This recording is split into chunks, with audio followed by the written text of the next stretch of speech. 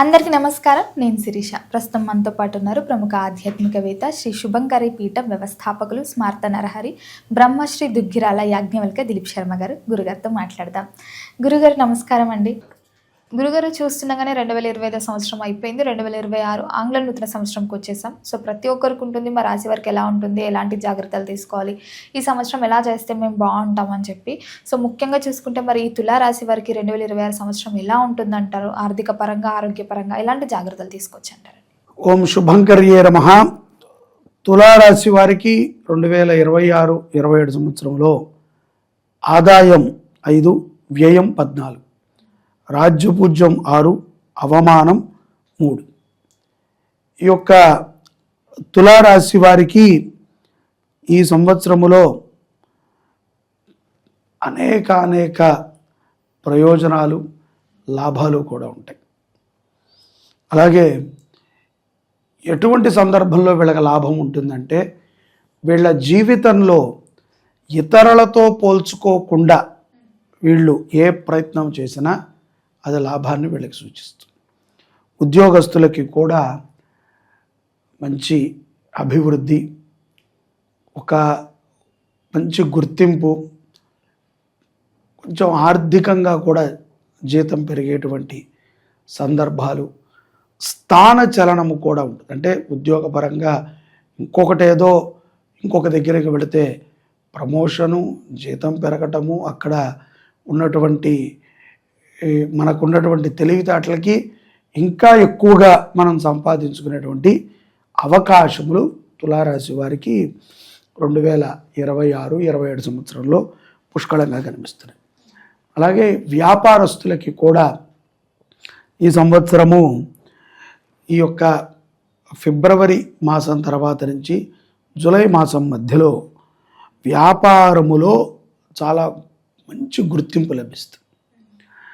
వీళ్ళ యొక్క అంటే పెద్ద సంస్థలు అయితే కనుక సంస్థను గుర్తించటము, ఏదైనా వీళ్ళు ఇటుపక్క ఈ రంగాల్లోనూ రియల్ ఎస్టేట్ కానీ, మెడికల్ కానీ, లేకపోతే స్కూళ్ళ విభాగంలో ఉన్నా కూడా చాలా చక్కటి లాభాలని వీళ్ళు చూడవచ్చు. అలాగే ఆడవాళ్ళు ఎవరైనా కనుక ఉద్యోగం చేస్తున్నటువంటి వాళ్ళు, లేకపోతే చిన్న వ్యాపారాలు, వాళ్ళకి కూడా ఒక చాలా చక్కటి లాభము, దానితో పాటుగా ప్రోత్సాహం కూడా వస్తుంది. నలుగురికి వీళ్ళు చెప్పగలుగుతారు, ఈ పనిని మనం చేయటం ద్వారా అభివృద్ధి చెందుతాము, చాలా బాగుంటుంది. ఇక్కడ అనవసరమైనటువంటి స్నేహితులు కొంత వీళ్ళకి పరిచయం అవుతారు. తద్వారా వీళ్ళ మూడు అప్పుడప్పుడు ఖరాబ్ చేస్తూ ఉంటారు. ఉరికినా ఏదో కొంత ఉంటారు కదా, ఒక బ్యాచ్, కొంతమంది బయట కొంత బ్యాచ్ తిరుగుతూ ఉంటారు. సో వాళ్ళు ఏంటంటే స్ట్రైట్గా వెళ్ళే వ్యక్తులని ఏదో రకంగా చెడగొట్టడం, వాళ్ళకి టార్గెట్ అని కాదు, స్ట్రైట్గా వెళ్ళటం వాళ్ళకి ఇష్టం లేదు. ఇంకా ఎవరైనా వెళ్తే అది ఎవరైనా సరే వాళ్ళ భవిష్యత్తుని వీళ్ళు టేకప్ చేస్తారు. వాళ్ళని చెడగొట్టాక కొంచెం వీళ్ళకి తృప్తి, అది వీళ్ళు కావాల్సిగా చేయరు. అదేంటంటే యాదృచ్ఛికంగా అలా జరిగిపోతుంది, ఎందుకంటే వాళ్ళ మెంటాలిటీ అలాంటిది. సో ఇప్పుడు ఎవరికైనా మంచిగా నీట్గా ఉండేవాడు, ఏదో రోజు ఉద్యోగానికి వెళ్ళి చేసుకొని వచ్చేవాడు, ఏదో పిల్లలతో ఉండేవాడు, సమాజంలో కొంచెం గుర్తింపుగా ఉన్నాడు, వాడికి నచ్చరు. ఏదో రకంగా వీడికి కొంచెం ఇలా ఉండకూడదు కదా మనిషి అనేవాడు అని చెప్పి కొంచెం వాడు చెడగొట్టడానికి ప్రయత్నం చేస్తాడు. సో అందుకని అటువంటి మాయలో మాత్రం వీడు పడకుండా ఉంటే కుటుంబ పరంగా కూడా సౌఖ్యంగా ఉంటాయి. అదే చెప్పాను కదా ఇందాక, ఇతరులను ఎక్కువగా మనం నమ్మటం ద్వారా వాళ్ళు చెప్పేటువంటి మాటలు మన మీద ప్రభావం అయితే దాని యొక్క పరిణామం చాలా దారుణంగా ఉంటుంది. మన సొంత బుద్ధి వాడాలి. ఏదైనా ఒక ఆలోచన కుటుంబ పరంగా మనకు వస్తే మనము చర్చించుకోగలగాలి. ఇవాళ రేపట్లో అంటున్నాం కానివ్వండి, ఆడవాళ్ళకు కూడా అంత ఓపిక ఉండట్ల. చర్చిద్దాము అంటే భార్య సహకరించాలి, ఒకవేళ భార్య చర్చిద్దామంటే భర్త కూడా సహకరించాలి. ఇప్పుడు కాదులే నాకు ఫోన్ చేయాలి, లేకపోతే వాట్సాప్లో పింగ్ చేయంటే ఇంక ఎప్పుడు మాట్లాడితే కదా కొన్ని విషయాలు తెలిసేది. మాట్లాడాలి. అలాగే కుటుంబంతో ఆహ్లాదంగా గడుపుతారు. వివాహాది శుభకార్యాలు ఎక్కువగా వీళ్ళ తులారాశి జాతకుల ఇంట్లో జరుగుతాయి. ఒక శుభకార్యానికి తులారాశి జాతకుల బాధ్యతను కూడా వహిస్తారు. అలాగే పూర్వ ఆస్తులు ఏవైతే కనుక పూర్వ ఆస్తులు ఉంటాయో తరతరాల నుంచి వచ్చేటువంటి ఆస్తులు కానీ వాటి మీద కొంత మక్కువ ఉంటుంది. ఎవరికి ఉండదు చెప్పండి, ఎవరికి ఆస్తి ఇచ్చేది కాదు. వేళ రేపట్లో పోయేవాడికి కూడా నాకు ఎంత వస్తుంది అంత వస్తుంది అని చెప్పుకుంటున్న సమాజం. పూర్వ ఆస్తి మనకి కలిసి రావటము అంటే దాంట్లో 10వ భాగాన్ని కానీ ఎంతో కొంత భాగాన్ని మనం ఒక సత్కర్మకి వాడాలి. అది ఎన్నో తరాల నుంచి మనకి అది కలిసి వస్తుంది. ఇప్పుడు అది మనమే మొత్తం మింగేద్దాం అనుకుంటే తప్పు. పూర్వం వాళ్ళందరూ అలా చేసుకుని అప్పుడు 100 రూపాయలు పెట్టుకొని ఉంటారు. ఇప్పుడు అది 1 కోటి రూపాయలు అయితే దాంట్లో కొద్ది భాగమైనా సరే ధర్మానికి వాడాలి. వాడతాను సార్, ఈ ఖర్చులు ఈ యాత్రలు వీటికి అన్ని ధర్మకార్యక ఇలా కాదు. కొంచెం ఒక గుడికో లేకపోతే నీ ఊళ్ళో ఉన్న బడికో నీ ఊళ్ళో ఉన్న ఆశ్రమానికో నీ ఊళ్ళో ఉన్నటువంటి గోశాలకో అనాథాశ్రమానికో కొంత చిరకాలము కరగనంత నువ్వు అక్కడ పెట్టాలి. 1,00,000 2,00,000 వాళ్ళకి ఇచ్చి ఫిక్స్డ్ చేయండి అని చేసి ఏదో ఇచ్చి చేశాక రోజు వెళ్ళి అడగకూడదు, నా ఫిక్స్డ్ ఉందా అని చేయించాలి. నాకు బాధ్యతగా ఉండాలి. అలాగే సత్సంగాలకి ఎక్కువగా హాజరవుతూ ఉంటారు. తులారాశి వారికి భక్తి భావన పెరుగుతుంది. ఇక్కడ తులారాశిలో ఉన్నటువంటి పిల్లలు కూడా చాలా తెలివిగా ఉంటారు, చాకచక్యంగా ఉంటారు, చెడు వ్యసనాల నుంచి బయటపడతారు. సో అది చాలా అవసరం కదమ్మా. ఎందుకంటే వ్యసనాలకి గుడ్డ కప్పుకొని బతకటం వేరు, వ్యసనాల నుంచి బయటపడి మన దారిని మనం మలుచుకోవాలి అని అనుకోవాలి. అలా చేయగలిగితే పిల్లలు చాలా మంచి భవిష్యత్తు. అలాగే ప్రేమ వ్యవహారాల ఎందుకు కూడా నిర్దిష్టమైనటువంటి ప్రణాళికతో ఉంటారు. తల్లిదండ్రులు ఒప్పుకోకపోతే చేసుకోరనే మనం అనుకోవాలి. ఎందుకంటే ఇక్కడైతే అలా ఉంది. లేదండి మేము తల్లిదండ్రులు ఒప్పుకోకపోయినా చేసుకుంటాం, తులారాశి మాది అని వాళ్ళు అంటున్నారంటే వాళ్ళు ఏదో కొంచెం తేడాగా ఉంది వ్యవహారం చూసుకోవాలి. తల్లిదండ్రులు ఒప్పించి చేసుకుంటారని చెప్పట్లా, ఒప్పుకోకపోతే వీళ్ళు చేసుకుంటారు. సో కొంచెం మెచ్యూరిటీ లెవెల్స్ గట్టిగానే ఉంటాయి. అలాగే తెలివైనటువంటి వ్యక్తులను ఎక్కువగా కలుస్తూ ఉంటారు. పుస్తకాలను చదవటము, సమాజంలో జరిగేటువంటి ఏదైతే ఈ యొక్క సత్కర్మలు ఉంటాయో దుష్కర్మలు ఉంటాయో వీటి మీద అవగాహనని కూడా పెంచుకుంటారు. ఇది కూడా చాలా అవసరం.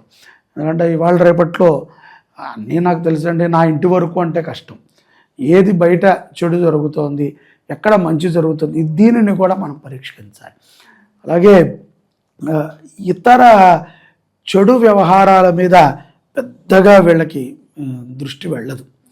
సహజంగా చాలామందికి ఏదో అది చేయాలి ఇది చేయాలి, లేకపోతే ఇక్కడికి వెళ్ళాలి అక్కడికి వెళ్ళాలి, ఒకళ్ళని చెడగొట్టాలి అని వీళ్ళు అనుకోరు. కానీ వీళ్ళ యొక్క మాటల చేత కొంతమంది మంచి మార్గంలోనే ఉంటారు అని మనం అనుకోవచ్చు. దైవభక్తితో ఉంటారు కాబట్టి ఇది యొక్క గోచారము రీత్యా ఉన్నటువంటి ఫలితం. జన్మజాతకం రీత్యా వాళ్ళకి ఎలా ఉన్నదో తెలియదు. ఇక రాజకీయ రంగంలో ఉన్న వారికైతే పైరవీల మీద ఈ యొక్క కమిషన్ల మీద చాలా సంపాదించగలుగుతారు. అలాగే కూడా మంచి గుర్తింపు కూడా వస్తుంది.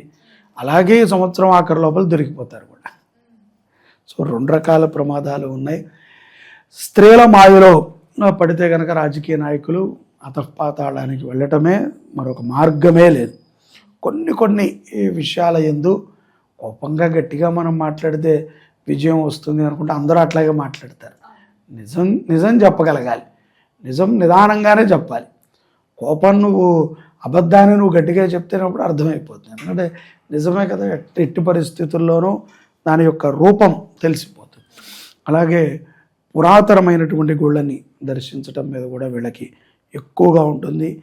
పెద్ద ఆడవాళ్ళు కూడా ఒక 30 సంవత్సరాలు పైబడిన వాళ్ళు, 20 సంవత్సరాలు పైబడిన వాళ్ళు కూడా ఈ కళాత్మకమైనటువంటి విద్యల మీద కొంత మక్కువ చూపుతారు. భరతనాట్యం నేర్చుకోవటం కానీ, సంగీతం కానీ, భగవద్గీతని నేర్చుకుంటాం కానీ వీటి మీద కొంత మక్కువని చెప్తారు. అలాగే ఓవరాల్గా అయితే కనుక లాభము బాగానే కనబడుతోంది. చాలా చక్కటి సంవత్సరముగా తులారాశి వారిది మనం అనుకోవచ్చు. గురుగారు, ముఖ్యంగా కొత్త సంవత్సరం వస్తుందంటే చాలామంది కొత్తగా బిజినెస్ స్టార్ట్ చేద్దాం, ఏదైనా కొత్తగా పెట్టుబడి పెడదాం అనుకుంటారు. మరి ఈ తులారాశి వారికి కొత్తగా వ్యాపారాలు స్టార్ట్ చేయాలన్నా, కొత్తగా పెట్టుబడులు పెట్టాలన్నా ఈ సంవత్సరం కలిసి వస్తుందంటారా? తప్పకుండా అమ్మా, వీళ్ళు మంచి వ్యాపారాలను చేయవచ్చు. అలాగే ఆడవాళ్ళు అయితే కనుక ఈ యొక్క బట్టల రంగంలో కానీ, అలాగే ఫ్యాన్సీ రంగంలో కానీ వీళ్ళు రాణించగలుగుతారు. స్త్రీలు ఇతర స్త్రీలలో కూడా కొంతమంది రియల్ ఎస్టేట్ రంగంలో కూడా మాటకారులు, తులారాశి వాళ్ళు జనరల్గా ఏంటంటే మాటకారులు. సో చక్కగా మాట మాట్లాడగలుగుతారు. అంటే ఏదో స్వార్థమైన మాట కాదు, ఉపయుక్తమైనటువంటి మాటకారి. సో అందుకని మాటకారులు కాబట్టి రియల్ ఎస్టేట్ రంగం, బ్యాంకింగ్ సెక్టార్లు, ఫైనాన్సులు, కొంతమంది చిట్టీలు అవి కూడా నాకు తెలిసి తులారాశి వాళ్ళే వేస్తూ ఉంటారనుకుంటా. సో ఆకర్షణీయమైనటువంటి రూపాన్ని కలిగి ఉంటారు. చిన్న చిన్న వ్యాపారాల నుంచి పెద్ద పెద్ద వ్యాపారాల వరకు చేయవచ్చు. అప్పు చేసే వ్యాపారాలు మాత్రం చేయకూడదు, జాగ్రత్తగా ఉండాలి. ఎవరికైనా ఏ రాశి వారికైనా అదే చెప్తాం. ఎందుకంటే అప్పు చేయకండి రా బాబు, ఎందుకు ఉన్న దాంట్లో సంతృప్తిగా బతికే మార్గం ఎతకాలి తప్ప, గురుగారు ఈ నెలలో అప్పు చేస్తే వచ్చే నెలలో నేను కోటీశ్వరుని అవ్వగలను అంటే చచ్చిన అవ్వలేము, ఇంకో అప్పు చేయాల్సి వస్తుంది. తీర్చాలనుకుంటే, తీర్చకూడదు అనుకుంటే పారిపోవచ్చు. గురుగారు, మరి మొత్తం మీద ఈ సంవత్సరం అంతా ఇంకా కలిసి రావాలంటే ఏ దైవాన్ని పూజించమంటారు, ఎలాంటి పరిహారాలు చేసుకోవచ్చు అంటారు? ఈ సంవత్సరము వీళ్ళు దత్తాత్రేయుల వారిని ఎక్కువగా ఆరాధన చేయటం మంచిది. దత్తాత్రేయుని గురువారం పూట దక్షిణామూర్తిని, అలాగే దత్త అష్టోత్తరాన్ని చదవటం, దత్తస్తవం చదవటం, గురువారం పూట శనగలని నైవేద్యంగా పెట్టి పంచిపెట్టడము, ఆవుకి తినిపించటము చాలా సత్ఫలితాలని తులారాశి వారికి ఇస్తుందని భావిస్తున్నాను. గురుగారు, మొత్తం మీద 2026లో తులారాశి వారికి ఎలా ఉండబోతుంది, ఎలాంటి జాగ్రత్తలు తీసుకోవాలో తెలియజేసినందుకు ధన్యవాదాలు. నమస్కారం.